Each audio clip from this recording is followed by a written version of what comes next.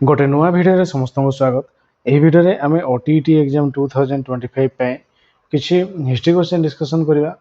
तो जो टीचर मैंने स्पेशल ओटीईटी देवाई आशायी अच्छा भिडियो बहुत हेल्पफुल हम। तो किसी आम सिलेक्टिव क्वेश्चन डिस्कसन करवा। तो क्वेश्चन गुड कौन रही देखना। प्रथम क्वेश्चन हूँ जातीय निश्चित ग्रामीण कर्म नियुक्ति योजना अनुजाई ग्रामांचल लोक मानू केते दिनर कामधंदा जगाई दि जाउछि?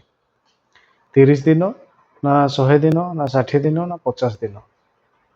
तेरे जातीय निश्चित ग्रामीण कर्म नियुक्ति योजना जो रही गवर्नमेंट थ्रू तो से आम ग्रामांचल लोक मान केते दिन काम जोगे दि जाउछि? तो तार आंसर हो 100 दिन। ऑप्शन बी हो राइट आंसर। या 2 नंबर ओडिशा रे केतोटी विमान अवतरण केंद्र अच्छी?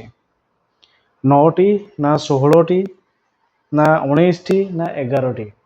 विमान अवतरण केंद्र केतोटी रही बोली कही ओडिशा रे। तो तार आंसर हो कौन ना 9टी रही। ऑप्शन ए 9 हो राइट आंसर। या 3 नंबर निम्नलिखित मध्यरु केउ सॉफ्टवेयर कंपनी रो ओडिशा रे उपस्थित नहीं? कौ सॉफ्टवेयर कंपनी तार ओडिशा रे नहीं बोली कही? टाटा कंसल्टेंसी सर्विस ना एक्सेंचर ना विप्रो ना सत्यम महेंद्र? तेबे कौ सॉफ्टवेयर कंपनी ओडिशा रे उपस्थित नहीं बोली कही? तो तार आंसर हो कौन ना एक्सेंचर। ऑप्शन बी हो राइट आंसर। या 4 नंबर 1971 रे भारतीय सार निगम केउठारे एक सार कारखाना प्रतिष्ठा करथिले? 1971 भारतीय सार निगम केउठारे एक सार कारखाना प्रतिष्ठा करथिले? तालचेर ना चौद्वार ना लांजीगढ़ ना कलिंगनगर? तेज 1971 सार कारखाना हूँ कौटी ना तालचेर रही। तालचेर। ऑप्शन ए हो राइट आंसर। या 5 नंबर मोहनारू पारलाखेमुंडी को संजोग करुवा जातीय राज्यपथर नाम कौन? मोहनारू पारलाखेमुंडी को संजोग करुवा जातीय राज्यपथ 326 ना 130 ना 520 ना 153? तेरे यार आंसर हो 326। ऑप्शन ए हो राइट आंसर। या 6 नंबर 1971-72 पारादीप बंदर केते लक्ष टन पण्य कारबार करथिला? 30 ना 19 ना 22 ना 10? तेरे 1971-72 पारादीप बंदर केते लक्ष टन पण्य कारबार करथिले? तो यार आंसर हो कौन ना 19 लक्ष टन। ऑप्शन बी हो राइट आंसर। 7 नंबर केंद्रीय पिपलोदा केबे मिलन पत्र रे स्वाक्षर कले? 1956 ना 1959 ना 1949 ना 1948? तेरे केंद्रीय पिपलोदा केबे मिलन पत्र स्वाक्षर कले बोली कही? तो यार आंसर हो कौन ना 1948 रे। ऑप्शन डी हो राइट आंसर। या 8 नंबर निम्नलिखित मध्यरु कहा जरिया रे देशर खाद्य भाव को एक प्रकार दूर करागला? बीमा ना शिल्पायन ना जलसेचन ना हरित क्रांति? तेरे कहा जरिया खाद्य अभाव को दूर करागला? तो यार आंसर हो कौन हरित क्रांति? ऑप्शन डी हो राइट आंसर। ग्रीन रिवोल्यूशन जोटा कि आमर जे जरिया आम खाद्य अभाव को दूर करागला। Option D right answer. या 9 नंबर केबे महाकाश आयोग प्रतिष्ठा करागला? 1972 ना 1963 ना 1975 ना 1981? तेरे केबे महाकाश आयोग प्रतिष्ठा करागला? यार आंसर हो कौन ना 1972 महाकाश आयोग प्रतिष्ठा करागला। ऑप्शन ए हो राइट आंसर। या 10 नंबर 1948 मार्च 1 रे अनुसूचित जातिर भक्त माने केउ मंदिर रे प्रवेश कले? 1948 मार्च 1 रे दधी बामन ना क्षीरचोरा ना साक्षी गोपाल ना लिंगराज? तेरे 1948 मार्च 1 रे ଅନୁସୂଚିତ ଜାତିର ଭକ୍ତମାନେ କୋଉ ମନ୍ଦିରରେ ପ୍ରବେଶ କରିଥିଲେ ବୋଲି କହିଛି। ଏହାର ଆନ୍ସର ହେଇଯିବ କ'ଣ? ସାକ୍ଷୀ ଗୋପାଳ ମନ୍ଦିରରେ ପ୍ରବେଶ କରିଥିଲେ। ଅପସନ୍ ସି ହେଇଯିବ ରାଇଟ୍ ଆନ୍ସର। ଏହାପରେ 11 ନମ୍ବର, ଓଡ଼ିଶାର କେଉଁ ଦୁଇଟି ସ୍ଥାନରେ ପ୍ରଥମେ ଶିକ୍ଷକ ପ୍ରଶିକ୍ଷଣ ବିଦ୍ୟାଳୟ ଖୋଲାଯାଇଥିଲା? ଅନୁଗୁଳ ଆଉ ଭଞ୍ଜନଗର, ନା ସମ୍ବଲପୁର ଆଉ ବଲାଙ୍ଗୀର, ନା ବଡ଼ମ୍ବା ଆଉ ଅଲଟପୁର, ନା ନରସିଂହପୁର ଆଉ ପଞ୍ଚପଡ଼ା? ତେବେ ଓଡ଼ିଶାର କେଉଁ ଦୁଇଟି ସ୍ଥାନରେ ପ୍ରଥମେ ଶିକ୍ଷକ ପ୍ରଶିକ୍ଷଣ ବିଦ୍ୟାଳୟ ଖୋଲାଯାଇଥିଲା? ତ ତାର ଆନ୍ସର ହେଇଯିବ କ'ଣ? ନା ଅନୁଗୁଳ ଏବଂ ଭଞ୍ଜନଗରରେ ପ୍ରଥମେ ଖୋଲାଯାଇଥିଲା ଦୁଇଟି ଶିକ୍ଷକ ପ୍ରଶିକ୍ଷଣ ବିଦ୍ୟାଳୟ। ଅପସନ୍ ଏ ଅନୁଗୁଳ ଏବଂ ଭଞ୍ଜନଗର ହେଇଯିବ ରାଇଟ୍ ଆନ୍ସର। 12 ନମ୍ବର, କେଉଁଠାରେ କେନ୍ଦ୍ରୀୟ ବିଶ୍ୱବିଦ୍ୟାଳୟ ଅବସ୍ଥିତ? ପୁରୀ, ନା କୋରାପୁଟ, ନା ଭୁବନେଶ୍ୱର, ନା କଟକ? କେନ୍ଦ୍ରୀୟ ବିଶ୍ୱବିଦ୍ୟାଳୟ କେଉଁଠି ଅବସ୍ଥିତ ବୋଲି କହିଛି? କେନ୍ଦ୍ରୀୟ ବିଶ୍ୱବିଦ୍ୟାଳୟ କୋରାପୁଟ ଅପସନ୍ ବି ହେଇଯିବ ରାଇଟ୍ ଆନ୍ସର। 13 ନମ୍ବର, ପ୍ରାକୃତିକ ବିପର୍ଯ୍ୟୟ ସମୟରେ ଲୋକମାନଙ୍କୁ କାମଧନ୍ଦା ଯୋଗାଇ ଦେବା ପାଇଁ ସରକାର କେଉଁ କାର୍ଯ୍ୟ ଆରମ୍ଭ କଲେ? ତକାଭି, ନା ଅଭାବୀ ବିକ୍ରି, ନା ବୀମା, ନା ଟେଷ୍ଟ ରିଲିଫ୍? ପ୍ରାକୃତିକ ବିପର୍ଯ୍ୟୟ ସମୟରେ ଲୋକମାନଙ୍କୁ କାମଧନ୍ଦା ଯୋଗାଇ ଦେବା ପାଇଁ ସରକାର କେଉଁ କାର୍ଯ୍ୟ ଆରମ୍ଭ କଲେ? ତ ତାହାର ଆନ୍ସର ହେଇଯିବ କ'ଣ? ନା ଟେଷ୍ଟ ରିଲିଫ୍। ଅପସନ୍ ଡି ହେଇଯିବ ରାଇଟ୍ ଆନ୍ସର। ଏହାପରେ 14, କଟପାଳ ବରିଗୁମାକୁ କେଉଁ ଜାତୀୟ ରାଜପଥଟି ସଂଯୋଗ କରୁଛି? ଜାତୀୟ ରାଜପଥ 55, ନା ଜାତୀୟ ରାଜପଥ 18, ନା ଜାତୀୟ ରାଜପଥ 520, ନା ଜାତୀୟ ରାଜପଥ 63? ତେବେ କଟପାଳ ଆଉ ବରିଗୁମାକୁ ସଂଯୋଗ କରୁଥିବା ଜାତୀୟ ରାଜପଥ ହେଉଛି କ'ଣ?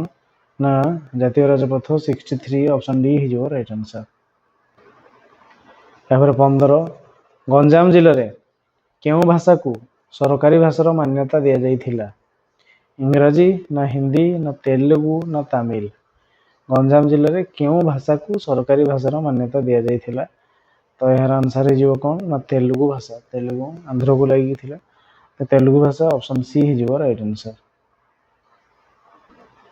16 ନମ୍ବର, କେବେ ଓଡ଼ିଶା ସରକାର ଗୁଡ୍ ସମରିଟାନ୍ ନୀତି ପ୍ରଣୟନ କରିଛନ୍ତି? ଗୁଡ୍ ସମରିଟାନ୍ ନୀତି ପ୍ରଣୟନ କରିଛନ୍ତି 2014, ନା 2015, ନା 2016, ନା 2018? କେବେ ଗୁଡ୍ ସମରିଟାନ୍ ନୀତି? ତେବେ ଏହାର ଆନ୍ସର ହେଇଯିବ କ'ଣ? ନା 2018 ମସିହାରେ ଗୁଡ୍ ସମରିଟାନ୍ ନୀତି ପ୍ରଣୟନ କରାଯାଇଛି। 2018 ଅପସନ୍ ଡି ହେଇଯିବ ରାଇଟ୍ ଆନ୍ସର। 17 ନମ୍ବର, ନିମ୍ନଲିଖିତ ମଧ୍ୟରୁ କେଉଁଟି ସଡ଼କ ସୁରକ୍ଷାର ଶିକ୍ଷା କାର୍ଯ୍ୟକ୍ରମର ମାଧ୍ୟମ ନୁହେଁ? ସଡ଼କ ସୁରକ୍ଷା ଶିକ୍ଷା କାର୍ଯ୍ୟକ୍ରମର ମାଧ୍ୟମ ନୁହେଁ। ଗଣମାଧ୍ୟମ, ନା ଶିକ୍ଷାନୁଷ୍ଠାନ, ନା ମୋଟର ଯାନ ସଂଘ, ନା ମିଶନ ଶକ୍ତି? ତେବେ ସଡ଼କ ସୁରକ୍ଷା ଶିକ୍ଷା ଦେବା ପାଇଁ ଆମେ କେଉଁ ମାଧ୍ୟମରେ ଆମେ ଦେଇପାରିବା ନାହିଁ? ସଡ଼କ ସୁରକ୍ଷା ଶିକ୍ଷା ଦେଇହେବ, କିନ୍ତୁ ଦିଆଯାଉ ନାହିଁ ବୋଲି କୁହାଯାଇଛି, ଦିଆଯାଉ ନାହିଁ। ତେବେ ଗଣମାଧ୍ୟମରେ ଦିଆଯାଉଛି, ସୋସିଆଲ ମିଡ଼ିଆରେ, ଶିକ୍ଷାନୁଷ୍ଠାନରେ ଆମର କରାହେଉଛି, ମୋଟର ଯାନ ସଂଘ ତ ନିହାତି କରିବ, କିନ୍ତୁ ଏଇ ମିଶନ ଶକ୍ତିର ଏପର୍ଯ୍ୟନ୍ତ ସେଟା ଗୋଟେ କାର୍ଯ୍ୟରେ ପରିଣତ ହେଇନାହିଁ। ତେଣୁ ଅପସନ୍ ଡି ହେଇଯିବ ରାଇଟ୍ ଆନ୍ସର। ଏହାପରେ 18, ଆମ ରାଜ୍ୟରେ ପ୍ରାୟ କେତେ କିଲୋମିଟର ରାସ୍ତା ଅଛି? 65,000, ନା 1,65,000, ନା 2,65,000, ନା 3,65,000 କିଲୋମିଟର ରାସ୍ତା ଅଛି ଆମ ରାଜ୍ୟରେ? ତେବେ ଏହାର ଆନ୍ସର ହେଇଯିବ 2,65,000 କିଲୋମିଟର ରାସ୍ତା ଅଛି। 2,65,000। ଅପସନ୍ ସି ହେଇଯିବ ରାଇଟ୍ ଆନ୍ସର। 19 ନମ୍ବର, ଶ୍ରୀଲଙ୍କାରେ କେତେ ଶତାଂଶ ଲୋକ ବୌଦ୍ଧ ଧର୍ମରେ ବିଶ୍ୱାସ କରନ୍ତି? ବୌଦ୍ଧ ଧର୍ମ କେତେ ଲୋକ ଅଛନ୍ତି? 9, ନା 14, ନା 64, ନା 15%? ତେବେ କେତେ ଶତକଡ଼ା ଲୋକ ବୌଦ୍ଧ ଧର୍ମର ଅବଲମ୍ବୀ ଅଛନ୍ତି? ତେବେ ଏହାର ଆନ୍ସର ହେଇଯିବ କ'ଣ? 64% ବୌଦ୍ଧ ଧର୍ମର ଲୋକ ଅଛନ୍ତି। 64%। ଅପସନ୍ ସି ହେଇଯିବ ଏହାର ରାଇଟ୍ ଆନ୍ସର। 20, କିଏ ନେପାଳକୁ ଶାନ୍ତିର ଅଞ୍ଚଳ ଭାବେ ଘୋଷଣା କରିଥିଲେ? ରାଜା ବୀରେନ୍ଦ୍ର, ନା ରାଜା ଜ୍ଞାନେନ୍ଦ୍ର, ନା ଜବାହରଲାଲ ନେହେରୁ, ନା ମାଓ ସେତୁଙ୍ଗ? ନେପାଳକୁ ଶାନ୍ତିର ଅଞ୍ଚଳ ବୋଲି କହିଥିଲେ କିଏ? ତ ଏହାର ଆନ୍ସର ହେଇଯିବ କ'ଣ? ନା ରାଜା ବୀରେନ୍ଦ୍ର। କିଏ ନା ରାଜା ବୀରେନ୍ଦ୍ର କହିଥିଲେ ଯେ नेपाଳ ହେଉଛି ଶାନ୍ତିର ଅଞ୍ଚଳ। ଅପସନ୍ ଏ ରାଜା ବୀରେନ୍ଦ୍ର ହେଇଯିବ ରାଇଟ୍ ଆନ୍ସର। ତାପରେ 21 ତିନି ଦୀଘା ଓ ମୁରେ ଦ୍ୱୀପକୁ ନେଇ କେଉଁ ଦୁଇ ଦେଶ ମଧ୍ୟରେ ତିକ୍ତତା ସୃଷ୍ଟି ହେଲା? ତିନି ଦୀଘା ଓ ମୁରେ ଦ୍ୱୀପକୁ ନେଇ କେଉଁ ଦୁଇ ଦେଶ ମଧ୍ୟରେ ତିକ୍ତତା? ଭାରତ ପାକିସ୍ତାନ, ନା ଚୀନ ନେପାଳ, ନା ନେପାଳ ଭୁଟାନ, ନା ଭାରତ ବାଂଲାଦେଶ? ତେବେ ଏଇ ଯେଉଁ ଦ୍ୱୀପ ଗୁଡ଼ିକୁ ନେଇକି କେଉଁ ଦୁଇଟା ଦେଶ ମଧ୍ୟରେ ତିକ୍ତତା ସୃଷ୍ଟି ହେଲା? ତ ତାହା ଥିଲା କ'ଣ? ନା ଦୀଘା ଅଞ୍ଚଳ କିଏ ନା ବାଂଲାଦେଶ ସାଇଡ଼୍ରେ ଅଛି, ବାଂଲାଦେଶ ଆଉ ଭାରତ ସୀମା। ତେଣୁ ଅପସନ୍ ଡି ହେଇଯିବ ରାଇଟ୍ ଆନ୍ସର। ଭାରତ ଏବଂ ବାଂଲାଦେଶକୁ ନେଇ ତିକ୍ତତା ସୃଷ୍ଟି ହେଲା, option D right answer. Number 22 କେବେ ବ୍ରିଟିଶ ସରକାରଙ୍କ ଦ୍ୱାରା ବଙ୍ଗଭଙ୍ଗ ନୀତି ପ୍ରବର୍ତ୍ତିତ ହୋଇଥିଲା? 1905, ନା 1911, ନା 1919, ନା 1947? ବଙ୍ଗଭଙ୍ଗ ନୀତି କ'ଣ ନା 1905ରେ ହେଇଥିଲା। ବଙ୍ଗଭଙ୍ଗ ନୀତି 1905, ଅପସନ୍ ଏ ରାଇଟ୍ ଆନ୍ସର। 23 ନେୟଭେଲି ଆଣବିକ ପ୍ରକଳ୍ପ କେଉଁ ଦେଶ ସହାୟତାରେ ପ୍ରତିଷ୍ଠା ହୋଇଥିଲା? ନୟଭେଲି ଆଣବିକ ପ୍ରକଳ୍ପ କେଉଁ ଦେଶ ସହାୟତାରେ ପ୍ରତିଷ୍ଠିତ ହୋଇଥିଲା? ରୁଷିଆ, ନା ଜର୍ମାନୀ, ନା ଜାପାନ, ନା ଆମେରିକା? ତେବେ ଏହାର ଆନ୍ସର ହେଇଯିବ କ'ଣ ନା ରୁଷିଆ ଦେଶର ସହାୟତାରେ ପ୍ରତିଷ୍ଠିତ ହୋଇଥିଲା। ଅପସନ୍ ଏ ରୁଷିଆ ହେଇଯିବ ରାଇଟ୍ ଆନ୍ସର। ଏପରେ 24 ଉପଜିଲ୍ଲାପାଳ କେଉଁ ନିର୍ବାଚନରେ ରିଟର୍ଣ୍ଣିଂ ଅଫିସର ଭାବେ କାର୍ଯ୍ୟ କରନ୍ତି? ଉପଜିଲ୍ଲାପାଳ। ତେବେ ସବ୍ କଲେକ୍ଟର କେଉଁ ନିର୍ବାଚନରେ ରିଟର୍ଣ୍ଣିଂ ଅଫିସର ଭାବେ କାର୍ଯ୍ୟ କରନ୍ତି?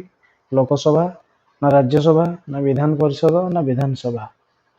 ତେବେ ଏହାର ଆନ୍ସର ହେଇଯିବ କ'ଣ ନା ବିଧାନସଭା ନିର୍ବାଚନରେ ରିଟର୍ଣ୍ଣିଂ ଅଫିସର ଭାବେ ଯେ ଉପଜିଲ୍ଲାପାଳ କାର୍ଯ୍ୟ କରିଥାନ୍ତି ବିଧାନସଭା। ଅପସନ୍ ଡି ହେଇଯିବ ରାଇଟ୍ ଆନ୍ସର।